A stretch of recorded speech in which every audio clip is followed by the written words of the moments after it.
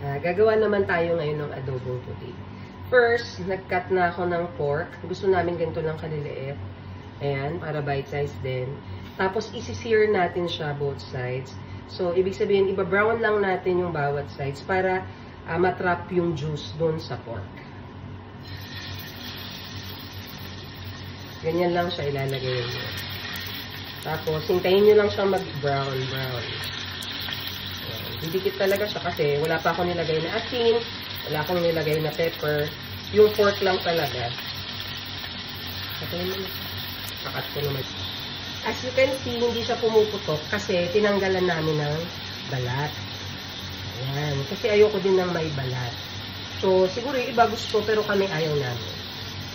So, ganitong brown lang yung gusto namin. Yan. Kasi pakukuluan pa natin siya mamaya-maya para dun sa ating pinaka-sauce ng adobong puti. Yan. Naririnig nyo, di ba? Kumukulo siya. So, ibig sabihin may tubig pa siya. Pag yung medyo nagmamantika na siya, mas okay yun. So, eto na yung ating na-sear na pork. So, ngayon naman, magsusutay tayo ng maraming bawang. Kasi, di ba sa adobo, masarap yung maraming bawang. And then, marami ding sibuyas. Yan. Kung naaamoy nyo lang, ang bango talaga ng amoy kapag nagsusutay ka ng bawang at sibuyas. Adobo namin, merong kamatis. Ewan ko, natutunan ko to sa lola ko noon pa, tapos nadala ng nanay ko. Kaya kami pag nag-aadobo, may kamatis talaga. Kaya hintay lang natin yung maluto yung kamatis.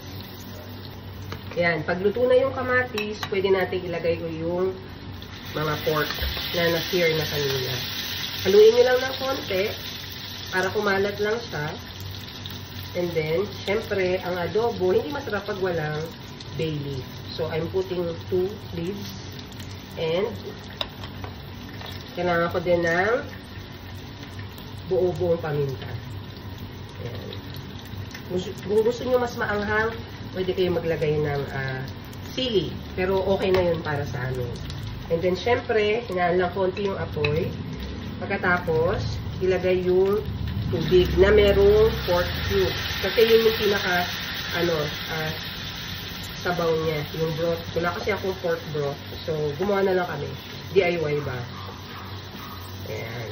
Hinaan lang siya. Pagkatapos, lagyan din natin ng konting suka.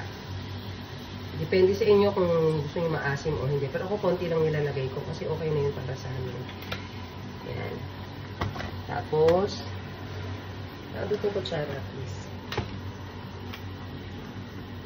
Pakat ko naman yun. Lagyan din natin ng asin. Ayan. Depende din sa inyo kung gaano kadaming gusto kaalat. And kami, gusto rin namin yung adobo namin. Lalo na yung asawa ko. Gusto niya yung adobong matamis. Ayan. Lalagyan ko siya ng konting sugar. Hindi ko muna siya haluin. Pabayaan ko munang maluto yung pinaka-vinegar. So, mas magandang takpan natin siya. Ayan. So, nakaka 20 minutes na nung pinakukuluan natin. Ayan. Titignan lang natin kung lumambot na siya. Kailangan kasi malambot. Pag hindi pa, you can extend naman yung pagsisimmer. Sorry. Medyo hinihika lang ako. Mainit kasi pag nagluluto.